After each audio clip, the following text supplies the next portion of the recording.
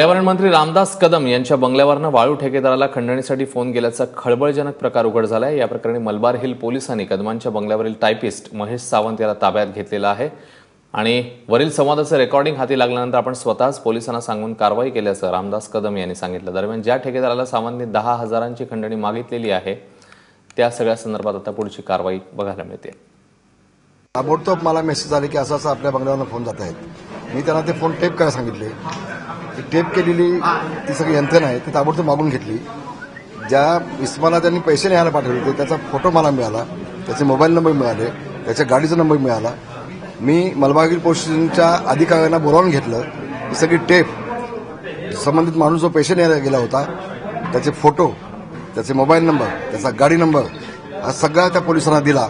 त्याच्यासमोर टेप वाजून दाखवली, तो नाही म्हणत होता आणि मग त्याला मी पोलिसांच्या ताब्यात दिला।